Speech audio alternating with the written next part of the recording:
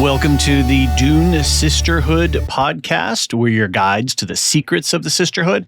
I'm one of your hosts, David, and in this bonus episode, we have invited the Dune Minute Podcast guys to join us to do a mid-season check-in, see how we're feeling about the episode, what are our thoughts and feelings about the production. I have Zach and John from the Dune Minute Podcast with us, as well as Elysia. And the four of us get into some deep spoiler territory. We start at the beginning spoiler-free. So if you want to listen to the first chunk of it, you can do so safely. And we talk about things that are up on the screen at the moment.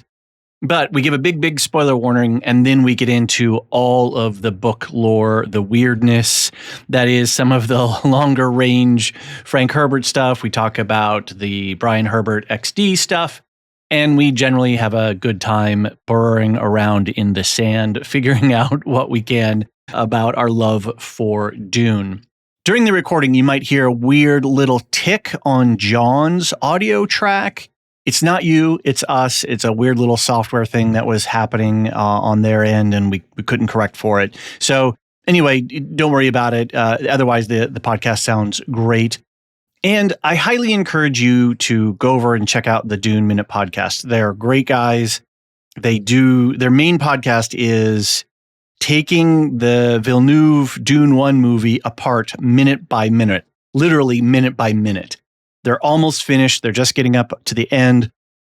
Once we get into the new year, they're going to take a little bit of a break, but they've got more podcasts in the plan. They're going to do these things called summer school, even though it's winter, but they're going to go into deep dives about different things like the Navigators or the Mentats, stuff like that. So that's going to be really fun. And then sometime in the spring, they're going to pick up with the part 2 of the Denis Villeneuve movie. And literally, they go minute by minute. So if dialogue gets cut off in the minute, that's where they stop.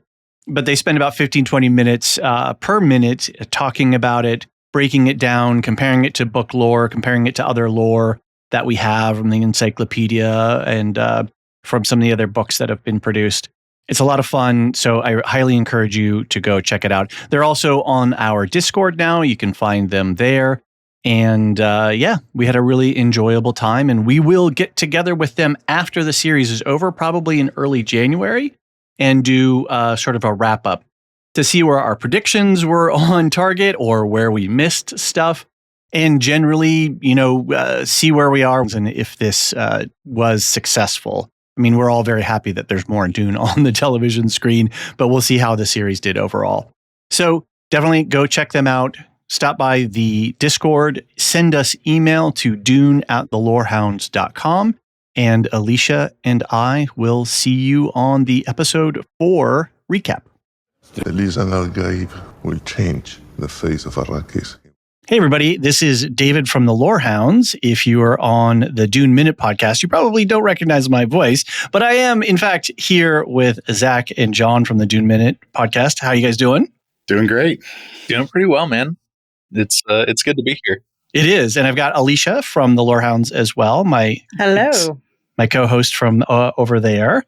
And we all met on Blue Sky, and we've been siege posting along with some of the other notorious Blue Sky posters out there. And we were like, hey, let's do a crossover because we're all having a little bit of fun here. And so we decided to cook this up. So really great to have you guys. John and Zach, tell us a little bit about the Dune Minute Podcast and how you guys got started in the Duneverse. We're far from the first minute or movie by minutes format show. Okay. But we are the first one that I know of anyways that is doing it, minute by minute. So we watch a minute of the movie and we talk about that minute for, anywhere from 15 to 25 minutes, which, with a movie like Dune, it's super, super dense. Yeah. Most of them are anyways. So it's been a great show. It's been a whole heck of a lot, especially for a first podcasting venture for both of us. But it's been a lot of fun. That's great. You say 15 to 25 minutes, but I think our longest episode is somewhere in the neighborhood of 40. That's true. Yeah, we Oh no, that's what we eat for breakfast on the Lorehounds. Well, you guys were joking about 2-hour podcasts, and I'm like, 2 hours, man. That's a short. Well, 2 hours is quite a long time for us. Yes, but, indeed. It's when you only have 60 seconds of content to talk about per episode, it's stretch it out. Where is this minute by minute analysis? Is this something that exists elsewhere on the internet? I haven't come across it before. The one that kind of brought me into that world was the Star Wars Minute, and that's a show that's been going on since I think 2013. Okay, and they have gone through all of the Star Wars movies and the shows. Or the shows they do episode by episode, but all of the movies, prequels, sequels, all of them, the original trilogy, minute by minute. Wow. Yeah, that's a heavy lift. I think they just finished. What's that? Last year they finished the main movies last year, so it was 10 years worth of minute by minute. That's an incredible feat. Yeah. John, how did you fall into the Duneverse? What was your first cup of spiced tea? Oh God, I can almost tell you exactly when. Mm-hmm. So in 7th grade, I had this friend in middle school. His name was Patrick. And Patrick was like my only friend in middle school because we were both just like super nerdy about everything. Right. Yeah. And I stayed over at his house one weekend or whatever. And he was just like, have you ever heard of Dune? I have this movie. And I was like, no, I haven't. So of course it was the 84 Lynch film. Of course it was. Which for a 7th grader to watch is perfect. It's absolutely it's hard to stay engaged. Really? Oh really? Man, yeah, no. Chani, hero's journey, riding a big worm. Come on. So, but it was one of those things where it was like we had it on, and like I just was enthralled by it, even though it is not a good movie at all. Beg to differ, but we love it. Well, we love it so much. With age, it has grown on me. Yes. But yeah, no. And then ever since then, it was just like, all right, cool. Well, he sent me home, I think, with his copy of, Dune, and I read it in a week and was just like, I need more. And then, thankfully my parents were like, oh, he's reading instead of playing video games. This is good. So we'll just buy him more books. And, I think I read Dune and Messiah when I was, younger, and then through high school, continued reading the rest of Frank's books. So right. So Zach, do you have a similar story? I don't know. 84. I think for me, it was the 84 movie that I first got, and then I don't remember when I first read the books. But then once I started reading the books, I couldn't stop. I don't know. What was your experience?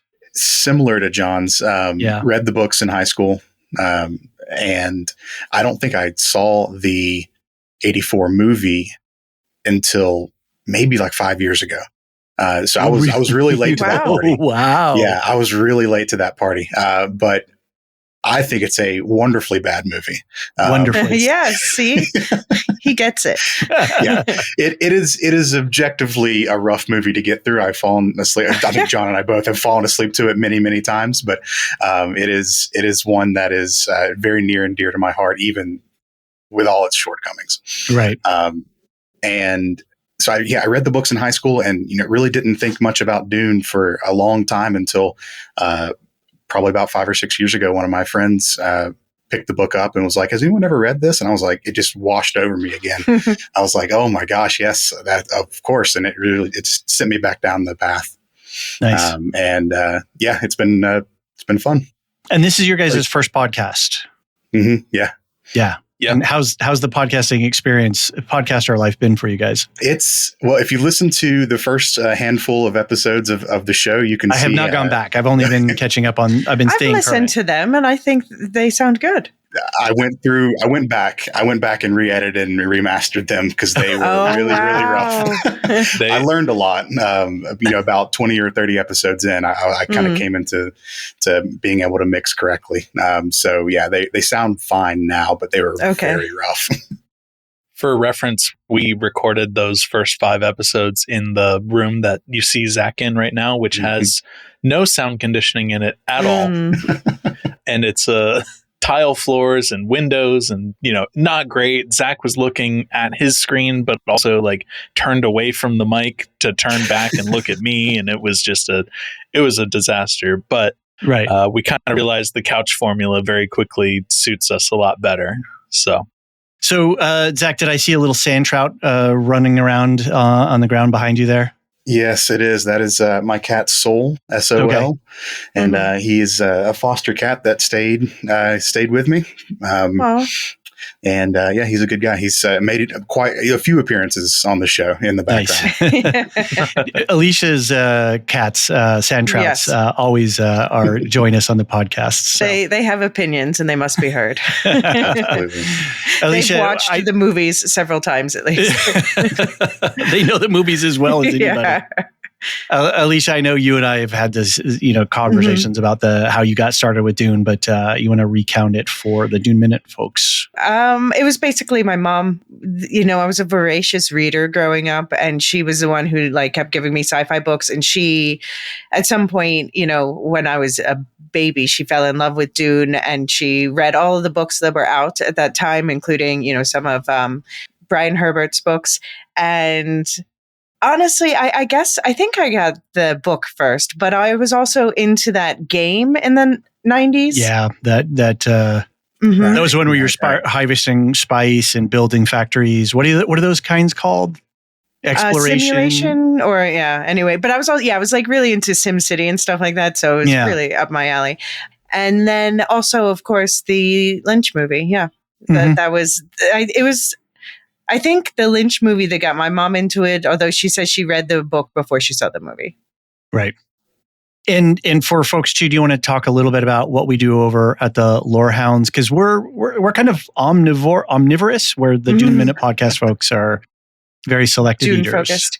Yeah. What did we say? We are your guides to great stories. So, Yes. So that's a lot of TV, film, games, music. It's just kind of, we take a lore focused dive into most things, but not everything. I can tell you, we did not bring up a lot of lore in the Christmas episodes with the Netflix Christmas specials. Yeah, because we're getting into our cheesy month of December doing the Vanessa Hudgens universe. Right. I got to say, I've been listening to the Silo show that y'all have done for a long time. Oh, really? Great. Yeah. So this is kind of serendipitous for me a little bit. Oh, cool. Yeah, and I'm just, as I've kind of looked at y'all's catalog, I'm so impressed with how much y'all kind of take in and digest and talk about and everything. It is super impressive. Yeah. If we paid attention to what we were actually doing, we would realize how insane we are. But if we stopped to make that realization, it would fall apart. So we just have to kind of keep going. Yeah. We let our hearts rule over our heads, and in that regards. Fortunately, in different various forms and circumstances, we've bended our lives into this. Even though this is none of our full times, it certainly feels like it's extremely full time kind of thing. So I can relate to that. We have a lot of fun. We actually all have a lot of passion, and we have a very passionate community around us. And some people come in and out for certain titles, like the Tolkien people will roll in and then they'll roll out. And then now we're picking up some Dune stuff, or the Star Wars folks. Then we have some folks who stick around the whole time. But it's been a pretty incredible journey coming together. So, and then now we have Dune. So let's turn our minds to Dune prophecy. So the way I've kind of structured the outline, we'll do some hot takes. We'll get some general impressions, spoiler free. And we'll do sort of a quick round robin of what we're seeing on the show. And then we'll get into an actual fuller discussion of the whole Dune universe, where we can just sort of talk a little bit more freeform. And in that conversation, it's going to be, get your still suit on, because we're going to go in the deep desert.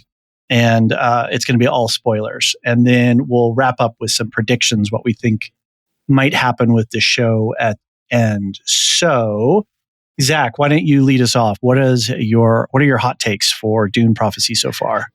Yeah. Well, so far I'm really liking the show. Okay. I'm pretty easy to please when it comes to the media that I ingest. I I like shows, and especially if it's about a universe that I'm passionate about, it's hard to make me not like something, really. Mhm. Any Dune's really better than no Dune at all. So it's For sure. Yeah. So just that out of the way, I am really liking the show so far. Naturally, I have some things that I'm like, that could have been done better, or, that's not what I was expecting, and things like that. But the backstory that they're giving these families that we've all known, it's very interesting to me. I'm not super well versed with Brian Herbert's books. I've listened and read a little bit of them, so I can't really say if they're sticking to that level of the canon. But at least what I've seen on screen, I like it a lot. Cool. The stuff that's like the backstories to things that we know, like the voice and stuff like that, it works well when it makes sense to me.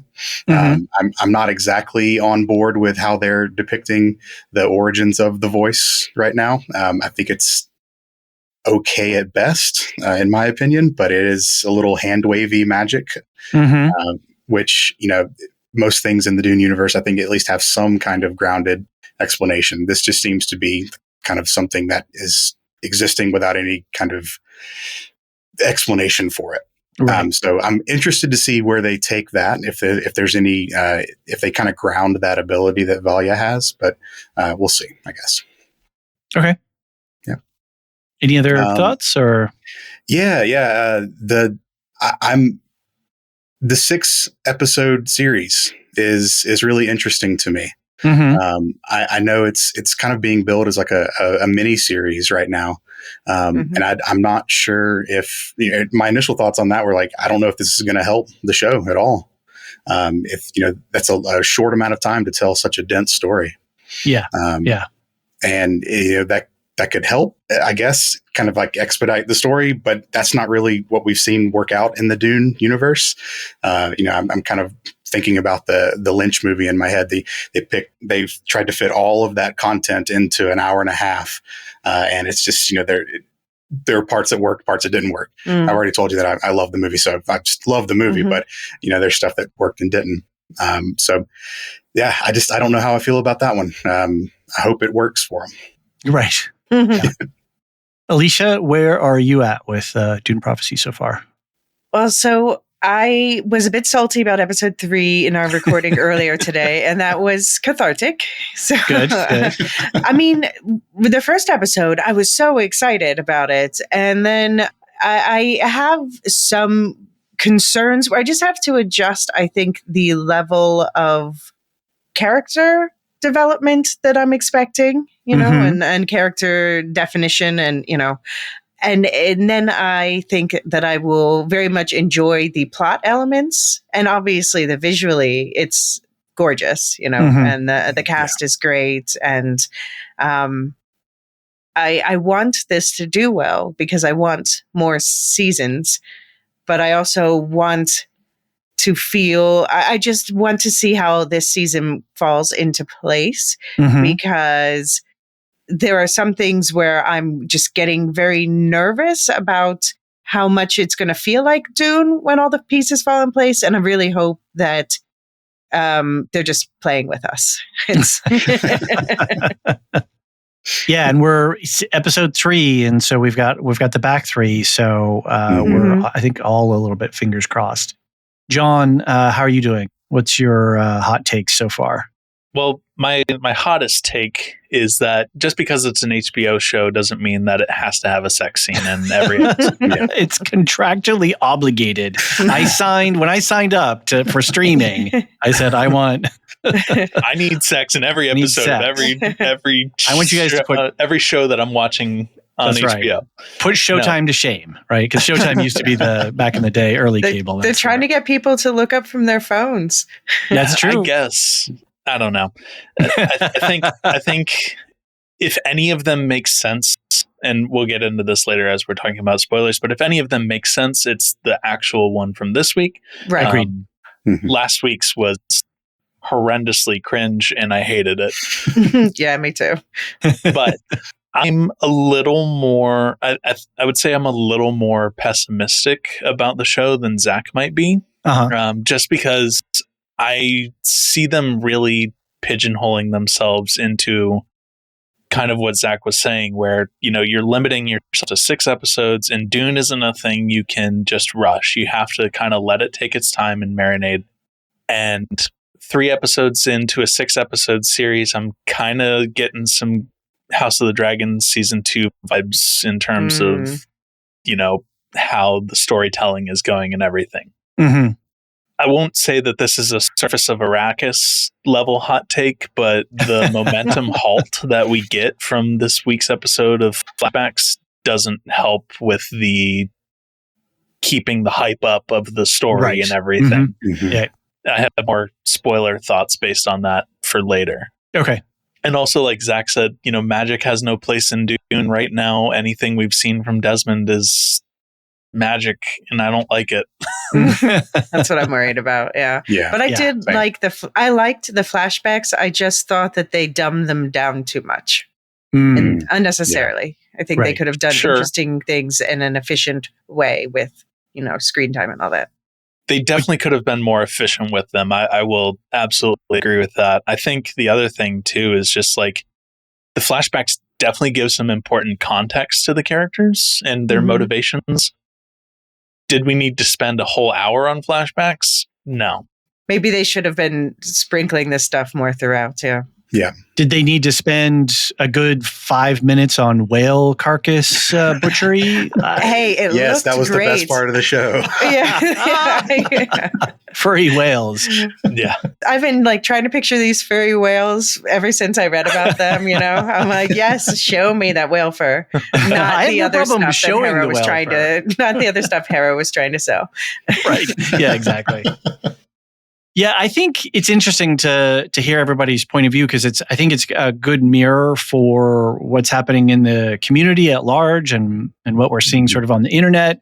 That I don't see anybody running from the room with their hair on fire saying how bad it is. I mean, there's certain detractors on the internet, kill Surprise, but it seems like people who are not enjoying it, it's not so bad that they're not hanging with it and, you know, willing to keep going through. And I think that's kind of where I am as well. I said this on our episode 3 recap today. When I take apart the Lego pieces of the episode, individually, there's great stuff, great scenes. You know, there's some clunky dialogue, but there's also some good dialogue, some great acting. All the visuals are great. And like Elysia, I was really psyched after episode 1. I was like, okay, if this is what we're doing, let's go. And then 2 and 3 and trying to generate the energy because we've done it before where we've been negative about a show or trying to get through a show that we haven't enjoyed. It is not fun, and it's not fun for the listeners, and it's not fun for us.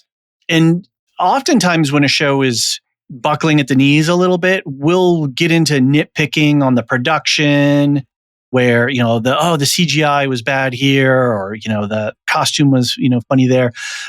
I got no nits to pick on the visuals, on the CGI, the acting, the casting. That's all been on point. So it's kind of hard to displace my anxiety about certain things in the show working and not working. And I wonder sometimes, it feels like they studied the lore, but I wonder, do they understand the lore? Because like having in episode 3, having one of the sisters, you know, mention Shai Hulud and Maker. Those are, it's not that she can't use those words, where nobody's saying you can't, but it's just so out of context. Yeah. That's something that rings in my ears when I hear it. I think we spent like a good 5 minutes or so just talking about like, why are the Bene Gesserit saying these very Fremen religion focused, you know, words and everything. And like Shai Hulud, sure, that is a well-known thing. You know, one of the things that we talked about in our episode for this week's recap was that's even mentioned in the film book that Paul has in the 6th or 7th minute of the first movie saying Shai Hulud. But Maker is, you know, you have my attention when you say that. And for someone who isn't Fremen to be invoking that so cultural appropriation. The worst kind. It's out of place. So I would definitely agree with It's out of place. They read it, but maybe don't understand it. And this is where a lot of my buy-in problems start. And, you know, I'm very vocal about that on the actual minutes of Dune Minute. Sure. Yeah, it's a known love-hate relationship, I think. Right. When we were talking on our episode 3 today too, we were joking about we have the OG, we have the XD, we have and then the DV, the Denis Villeneuve verse.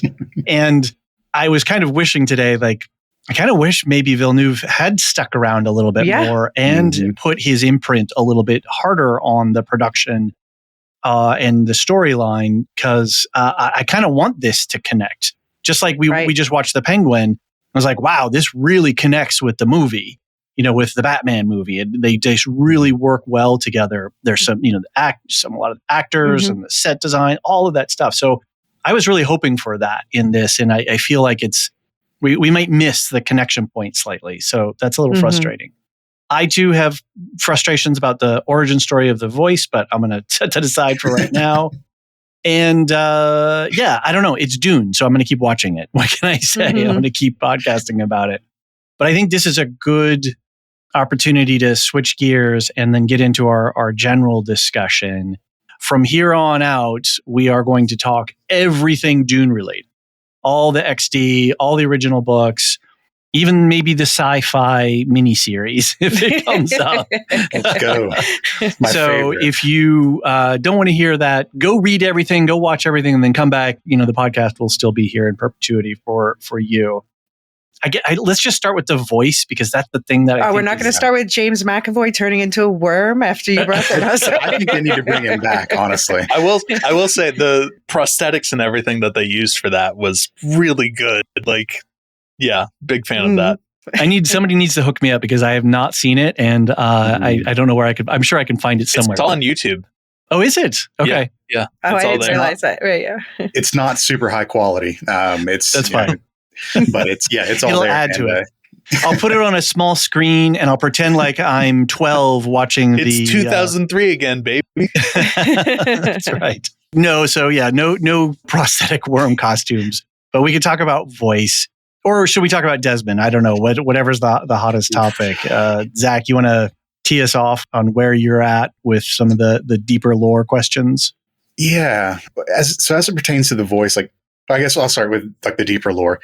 My introduction to the deeper lore was the Dune Encyclopedia. God, I don't have a copy. I am jealous of anyone who on eBay, man. They're like $200-$300. Look at you.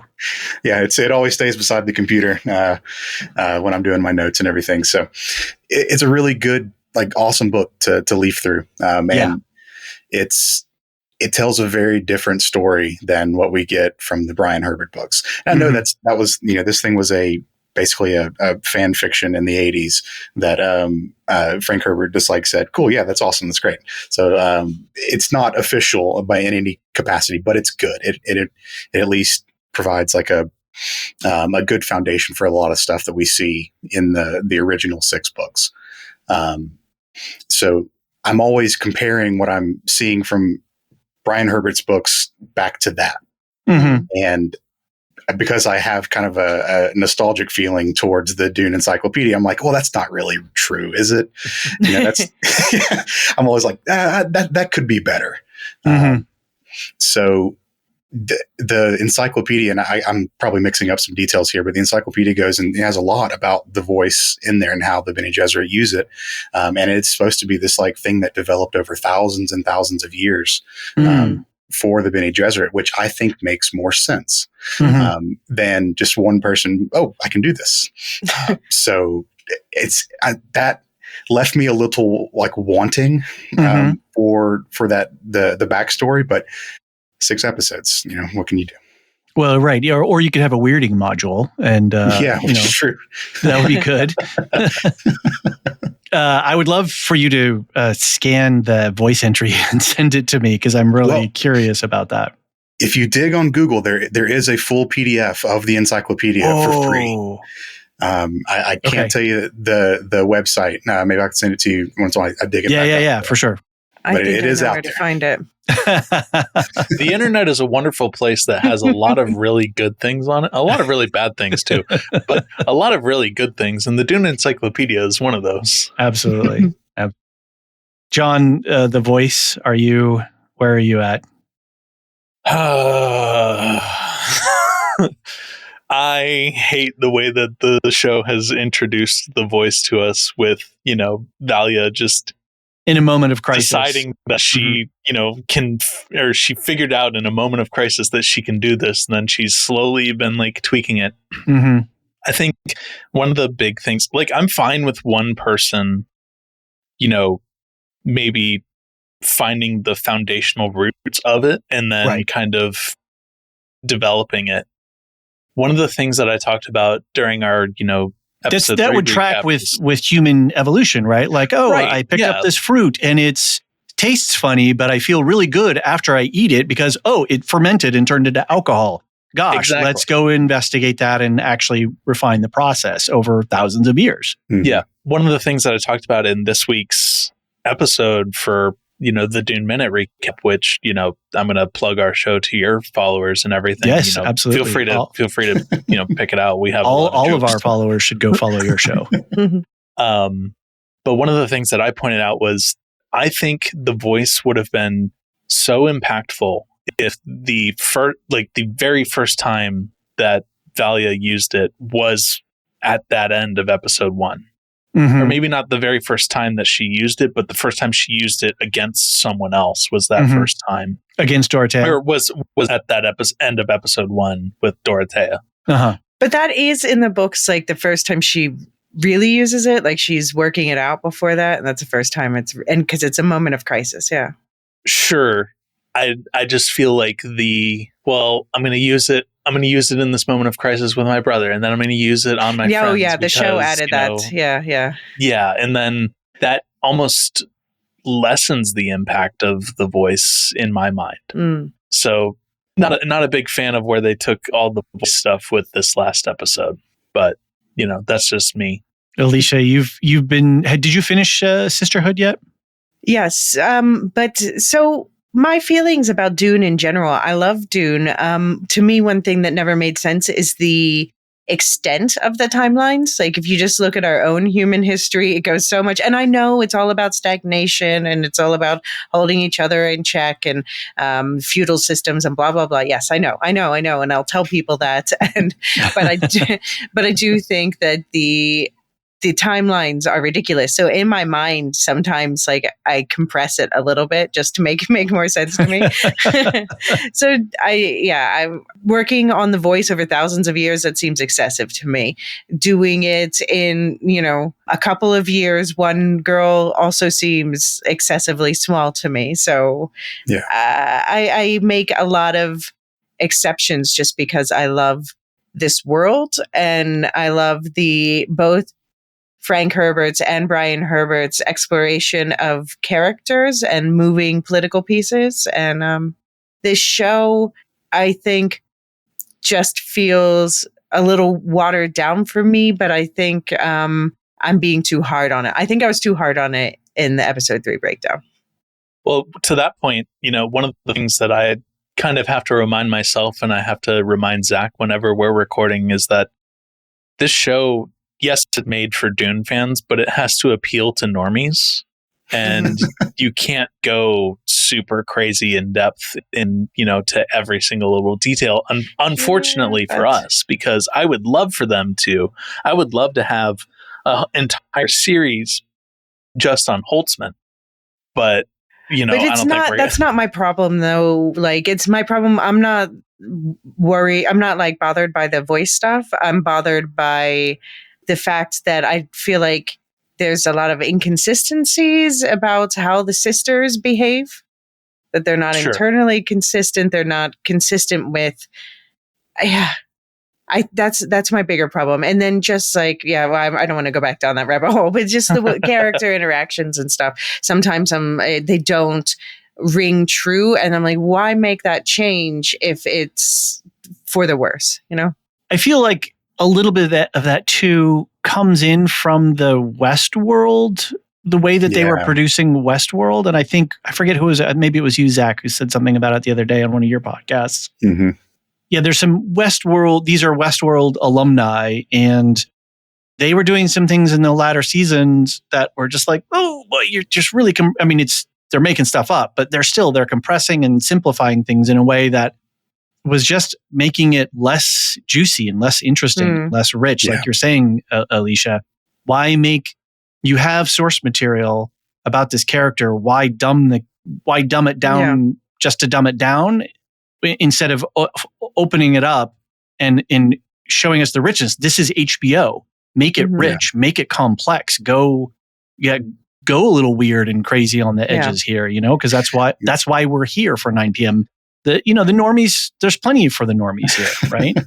Well, you know why I wish that Villeneuve had stayed more involved is because I think they would have let him have more agency, you know? And I have the feeling that we're dealing with a too many cooks in the kitchen situation. Right. Yeah, that's when I first heard that this is going to be a 6 episode series. It initially came off to me as like, they don't have a lot of faith in this. Like they may not have a ton of faith in the story that's being told, or they're trying to protect their investment, if they want to call it that. So yeah, if Villeneuve was still attached to it, I'm sure it would be they would have a lot more breathing room, like you said. And John, you had a note in your outline the impact of the writer strike on this show. So that's also a consideration to have when you're looking at this. I might have my timelines wrong, but my understanding was that principal photography was happening during the writer's strike, and it was happening during SAG-AFTRA, and a lot of these British actors aren't SAG-AFTRA, which is why they were still shooting it and everything. Right, they're yeah. Yeah. But the writers weren't on set then. Right.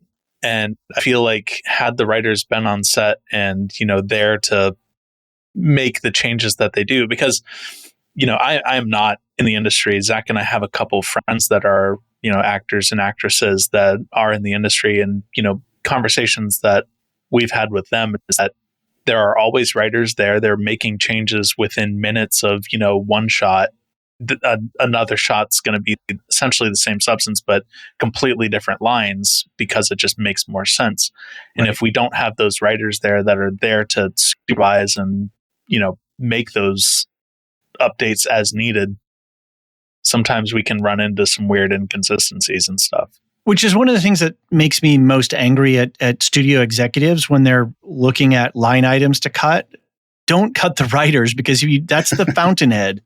That's the source for all of this. These human beings who have as lived experiences, who are studied and they talk and they think and they create together. Nothing else comes until you have people thinking that, and that's what makes good product. And yeah, so but you don't have to pay for benefits for ChatGPT. Do you think the Butlerians would be a little upset with us if well, that's what's so ironic. Right, and it's timely for this show right now. I mean, it's everywhere now. It's on my phone. It's in my email. I can't not have. I'm not exposed somewhere on my digital online life. Just a peek into my personal life. I was talking with my boss today, and he was encouraging me to use ChatGPT for like writing in-year reviews for people. And I was like, I don't feel comfortable with this. I was like, no, I think I'm just going to write them, man. I've been doing that for years. I think I'm just going to write them. I was on a Reddit thread looking at the Claude AI stuff in there, but it's not even writing. People are using it for coding, for database analysis, for creating complex systems that are, moving data from one system to another system and taking outputs and then running it back or something that takes somebody an hour to finagle with the AI systems would have taken weeks coding manually. So the errors, like, are going to be so much harder to find because you didn't create the code yourself. Like, debugging has got to be a bitch when you do that. But the coders seem to be loving it. They seem to be going crazy, and it's working. I mean, according, because people on Reddit are not shy about their opinions, and there's a lot and they're never wrong. And they're never wrong either. That's a very good point. So it's everywhere, and we can't escape it right now. I mean, Google's pushing it on me on my Gmail. I'm like, no, I don't want AI to respond to my emails for me. So it's I think Frank would have a stroke if he was just dropped into end of 2024 and like was bombarded with all these ads from Google and Facebook and everything about their different AI products and stuff. Yeah. Did nobody read my books? He warned us about this. That's right. Let's think a little bit about Desmond Hart and what the magic space wizard googly eye man is bringing to the story. Well, y'all know I was riding hard on the Gola theory after the first episode, and I would have my tune has since changed. Okay, but I still think that would have been cool. Okay, I don't really know what to think about him now. I hope it's not magic, and I'm going to say that a couple more times as we're recording this. It better not be magic. Yeah. I just want somebody to get him a new uniform. I mean, the man's been wearing the same dusty outfit since he showed up. I mean, I'm sure it's propaganda, but come on, give us costuming. We're only here for 6 episodes. That's right. Give us a show. I did notice that when he was burning, what's his name? The Duke. Richese? Yeah, Richese. When he stopped, there was a little mechanical sound effect that went and like turned off. And if you're listening to it, like I didn't pick it up the first time, but on my second watch, I heard it. And I'm like, is that a clue, or is that just straight up sound effects? They're just trying to, create a rich soundscape? Or is that like, no, if you go back when we reveal and you go back, there's all the little evidences floating around, are they playing games with the Reddit detectives by sort of obfuscating these, hiding these little clues in various scenes and stuff? Yeah. I can tell you, I've watched all of Desmond's scenes probably 5 or 6 times, going back 10 seconds and rewatching it over and over and over and over. For the way that I take notes, obviously, with going minute by minute, you have to really dive in between the seconds, right? Yeah. I have yet to see anything that they're trying to like be cheeky about hiding. Okay. The one thing that I did notice is just in the time when Valia is interrogating him, his bad eye, gets a little, flickery and shiny stuff on the inside of it. Okay. But that could also just be one of those things where it's like you have a fire in the corner and it's the reflection of the light off of that. So like I can't put too much thought into those. Could he have unfortunately I don't have this on a Blu-ray. Unfortunately I don't have this on a Blu-ray, so I can't get it at the highest quality because right. we're beholden to internet compression. Could he have though like a mechanical eye that's somehow projecting something that's cooking people from the inside out? Elysia, you've read the book or Sisterhood, correct? So there's the 2 characters that are like the machines but people. Are like Erasmus? Oh, yes, yeah. You're in full spoilers. We're in. Well, I couldn't remember the name. Sorry. Okay. Fair enough. So there's like the notion of created machines that can pass as people in the books. So that is still like a well that really is kind of a well that is untapped so far within the story. So I think 3 episodes is going to be a short amount of time if they want to go down that road. Yeah. So that would be probably ill-fated at the end of things. But that's still something that could happen. Right. All right. Can I tell you guys my pet theory about Desmond as of today? Well, I think this is a good time. Let's switch into predictions. So, Elysia, why don't you kick us off with a round of predictions? Okay. So Albert, the Tully kid who ran away. My prediction is maybe he grew up and became Desmond. And so he's like undercover trying to take down everyone who hurt his family or something. I think he'd be the right age. Well, he would be the right age into that because that that flashback scene was 3 BG. It's about 30 years. The other thing too, though, is that Desmond has a little bit of a limp going on. So I can see that. One thing that I've also seen online is that I don't know how much credence I can put to this theory, but the theory that Desmond is Vorian. Because Vorian has his age slowing extended procedure and everything. And according to the books, at this time, he looks like he's in his like mid 30s ish. If I wasn't, thinking about Golas or face dancers after episode 1, I was considering some kind of Ixian technology, because the Ixians were we still need computers. We still need these thinking machines to provide us, with technology to advance. So maybe it's some kind of Ixian device, to your point about prosthetics. it, having that mechanical click or whatever. Plus, the Ixians are, they are rivals with the Vachese, so it makes sense that he would go after them. Exactly. Interesting. That's a solid theory. Do you have any more predictions, Elysia? I mean, I just think, I don't know. I wrote down Lila's mom, but what do I think about Lila's mom? Do I think that they took I'm hoping that they took like eggs from Dorothea after she died and created a baby, and that's why Lila she knows about her own death in Lila's view of her, and maybe she's actually Lila's mom, because otherwise I don't know why Lila's mom wouldn't be there, whether she's dead or alive. But I'm worried that, again, it's another thing where they misunderstood the lore. Because otherwise the genetic memory is supposed to come from the point of conception, birth. Right? Yeah. So if it was like an artificial birth or artificial conception or anything, that would make sense that their mom's not technically there. Right. And this is where they're starting to get, if they're getting tricksy, it's like you start to, the more complex the thing gets, the more it can crumble. It can kind of fall apart if they don't do it quite right. I mean, the last 3 episodes are supposed to be bangers, so I don't know. My question for you guys is, do we think this is going to end well? Do we think this is going to end well for Valia, and do we think this is going to end well for Lila?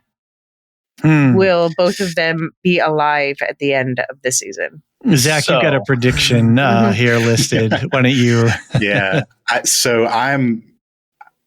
would, if I was a betting man, I would put money on this, that Lila will be like one of the first abominations that we see, and it's going to be an abomination via Dorothea. I think they set that up very, very well at the end of episode 1. I'd put internet points down on that. Yeah. On episode 2. Yeah. So I think that would be a very safe avenue for them to go down with the Lila character, and which would be really interesting to see, like how they portray that. Lila, also an anagram of Elysia. Not that matters, but that's an interesting little thing. So, yeah, I think that's kind of how they're going to take it. Got it. John, did you have a Lila prediction thought? Well, so I was going to just expand on that. Yeah, Lila is absolutely going to become one of the first, if not the first, abominations. And I think they're going to be in a situation where Tula is going to have to take care of her, not in a comforting way. But, she's going to have to handle her lover. Yeah, she's going to have to handle the abomination issue. Going back and thinking on it as well, and I hate to do this because we kind of left Desmond behind us, but something, I was listening to another content creator earlier today, and they said something to the extent of, there is a possibility that Desmond is also the child of Tula and Ori, because Tula is pregnant in the books, but I don't fully know that extended lore far enough to know if she gets rid of the baby or if she has the baby and puts it up, whatever. If anything, I would think it would be Lila, because Desmond's too old, but yeah, Lila's too young. I took Desmond and Tula to be around the same age. Maybe, I don't know. it was just another theory that I saw online, and figured it was, worth bringing to y'all's attention to see your thoughts on it.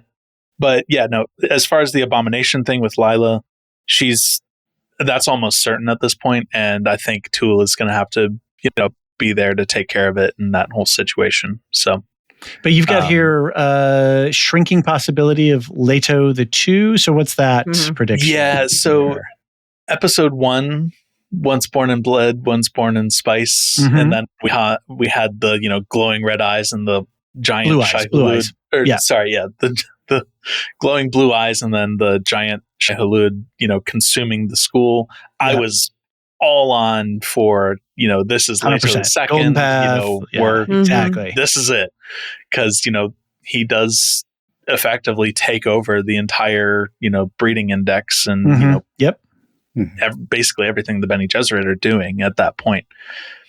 Now, I don't see them going into Leto second really at this point, because with the amount of spice that Lila is being subjected to, I don't think it's unreasonable for this abomination to have the eyes of Ibad. What else you got for predictions? So Kieran's rebellion is kind of a powder keg that we're sitting on right now. And I think there's potential for Haviko to die. And with Inez out of picture for 10 years, Constantine gets put on the throne, even though they've said he has no claim to it, which further will create a degree of chaos within the Imperium. Okay. All right. That's not a bad theory. It's not a bad theory. I've thought that they must be setting up Constantine for the throne. But so far, I mean, it's also, we didn't get to spend time with them this episode, but so far Constantine has not impressed me as being throne material. But then again, his father neither. So Right. I mean, if you only look at other HBO properties, was Joffrey really throne material? Oh, but he was good television. He was fantastic television, yes. And George R. R. Martin is significantly better at writing characters than Brian Herbert is. So. Okay, but the thing is, they're not doing the characters like, okay. I was also, normally I really embrace an adaptation and changes, but I got a little bit book cloaky during House of the Dragon, and now I'm getting even more book cloaky now. John, does that wrap it up for you for predictions? Yeah, I mean, we're going to have to just see what goes on from here.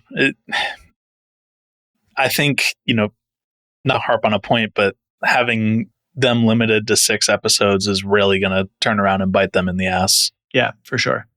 Zach, you have a few open bullet points here. What else do you got?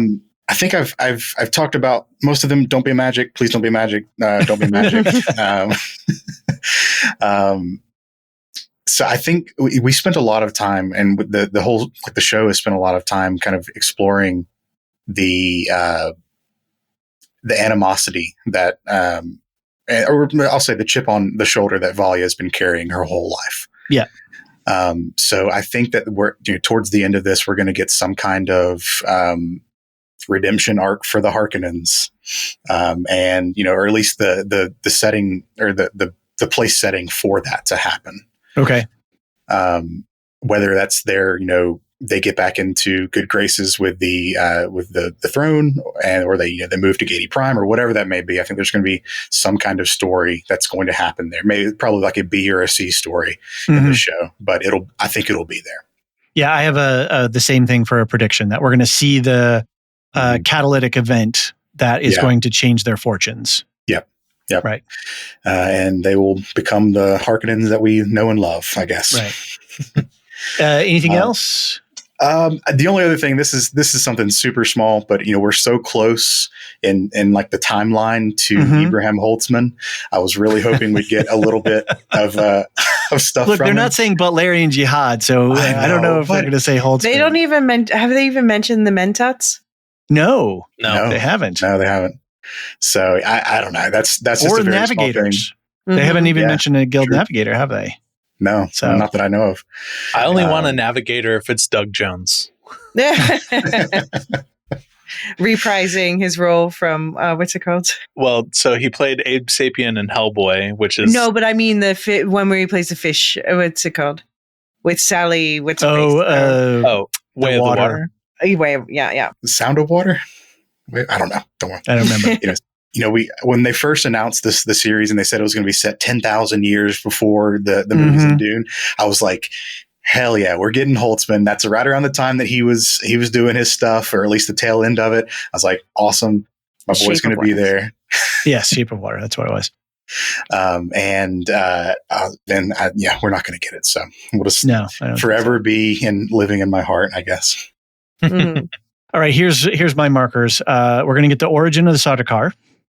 Again, just the proto thing, right? Because we see some scenes with Desmond Hart and some troopers with masks and swords and stuff. And so I think, we talk a lot about in the original books that we have the Mentets, we have the Guild, we have the Bene Gesserit, we have the Sardaukar, we have the Landsraad, all of this stuff.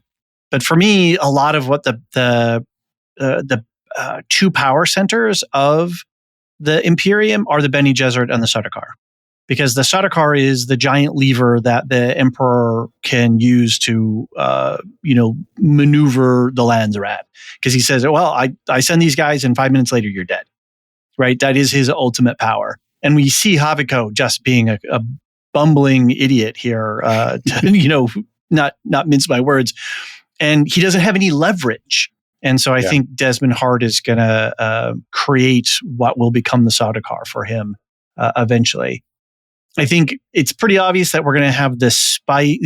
This is the catalytic moment that spice becomes the preferred method for the agony.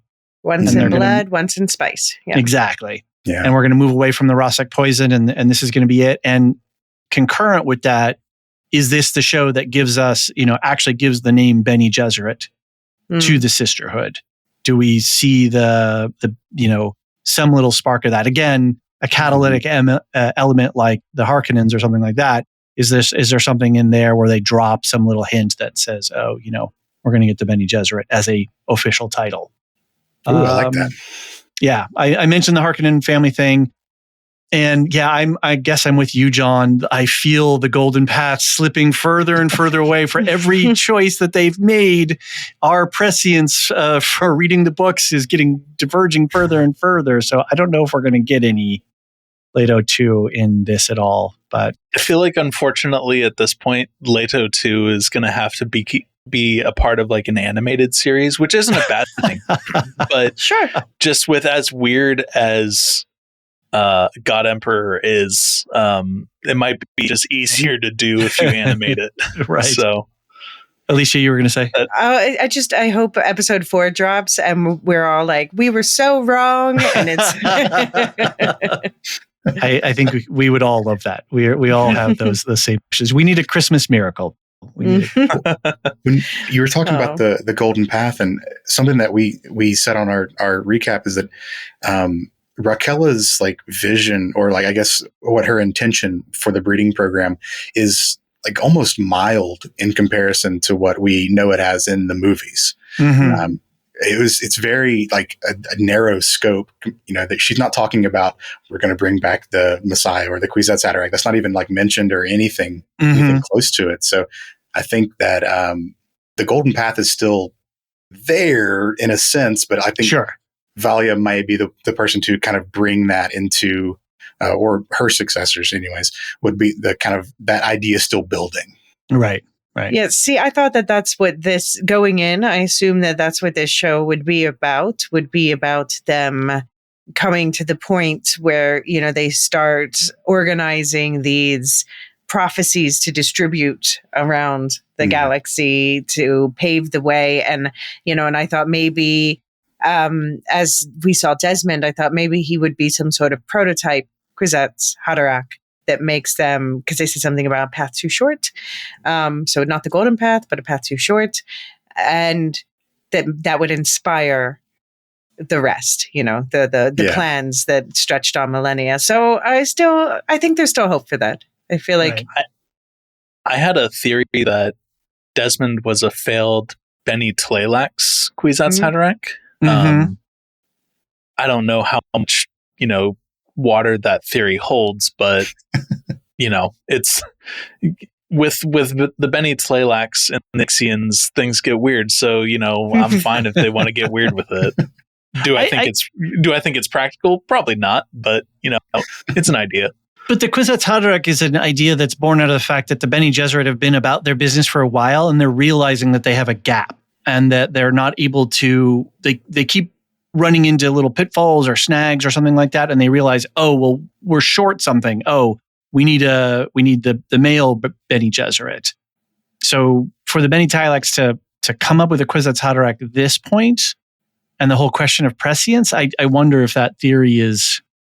I'm all for the Bene Tleilax doing some weird stuff, but I don't know if it's if we can actually get into the Kwisatz Haderach at this stage. I don't know. I don't know when they would have. Way early for that.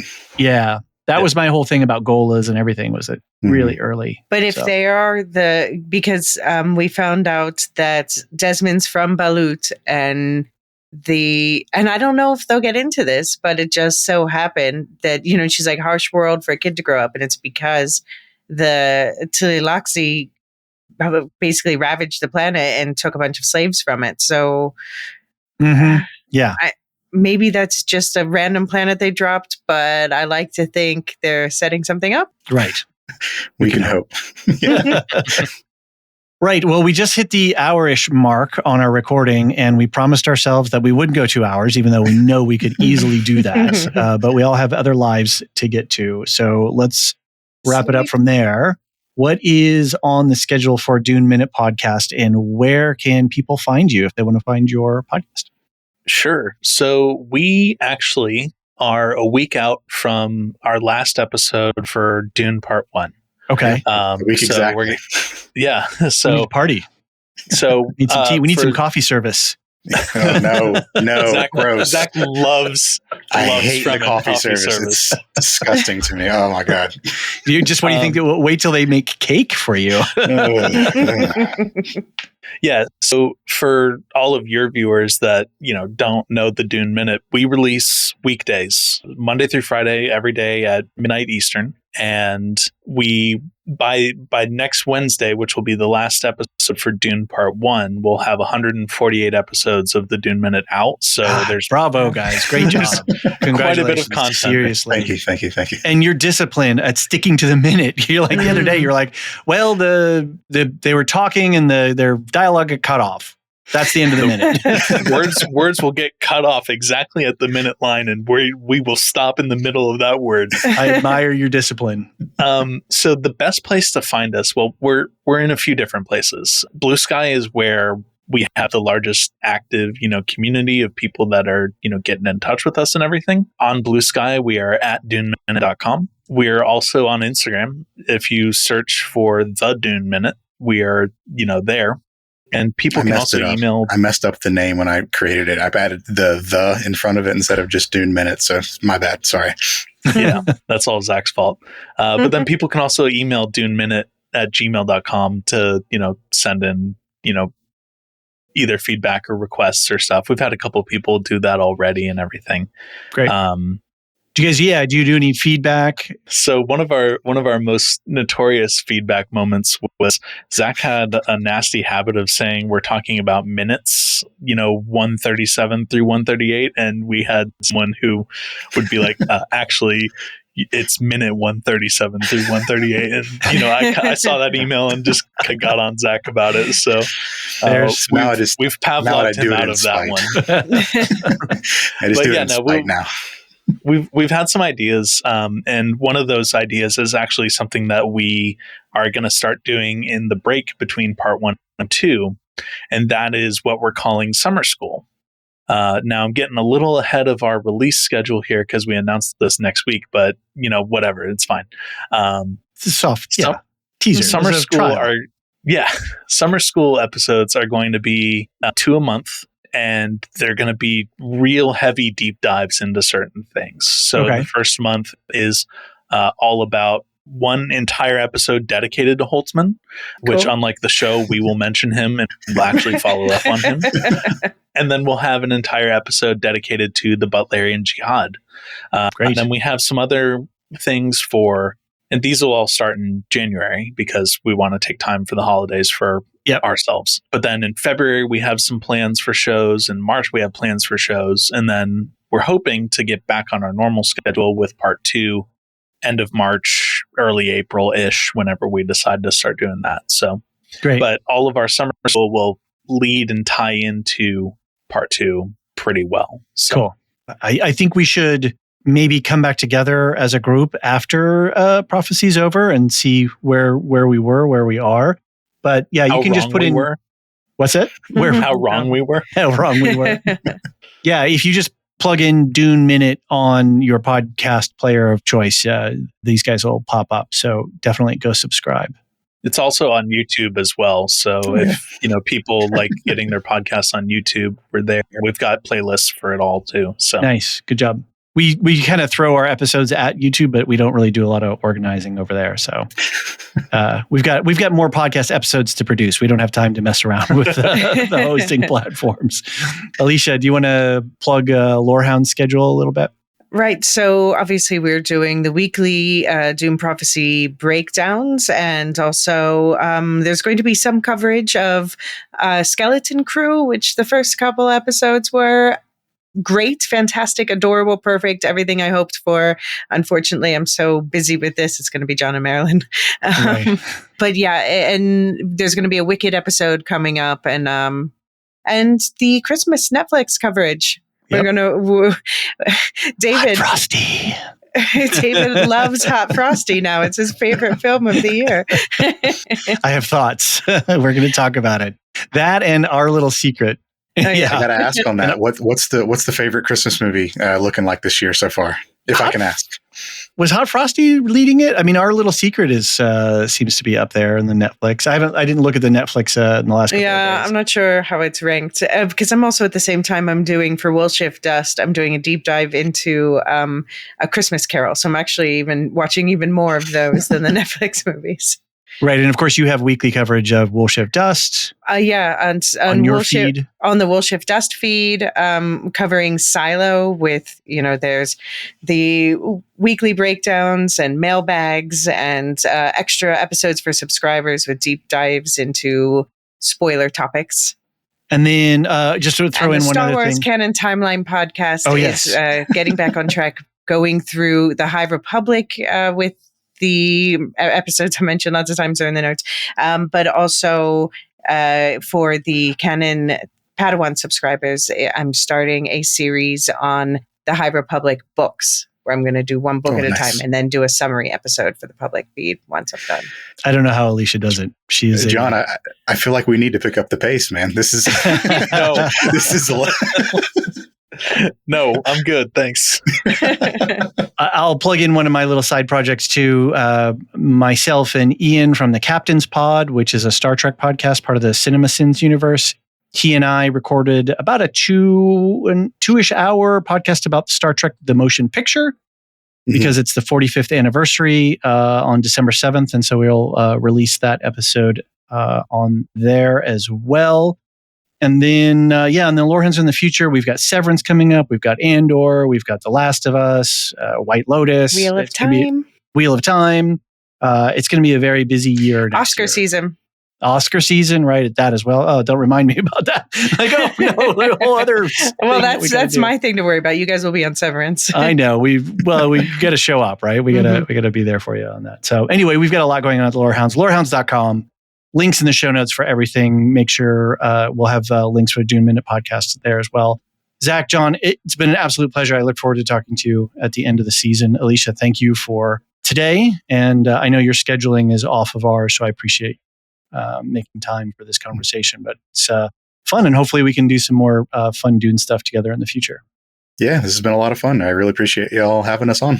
Great. Yeah, it was a good time. And as far as that Star Trek podcast, if you guys ever need another guest, Zach is the only thing I like more than Dune is. Well, Ian and I are threatening to do a full movie podcast series, but I don't know when we're going to find the time for that. But Okay, cool. All right, everybody. Have a good night. Thanks. Right. And we'll Good night. talk to you on the next episode. Thanks. Bye. The Lore Hounds podcast is produced and published by the Lore Hounds. You can send questions and feedback and voicemails at thelorehounds.com/contact. Get early and ad-free access to all Lore Hounds podcasts at patreon.com/thelorehounds. Any opinions stated are ours personally and do not reflect the opinion of or belong to any employers or other entities. Thanks for listening.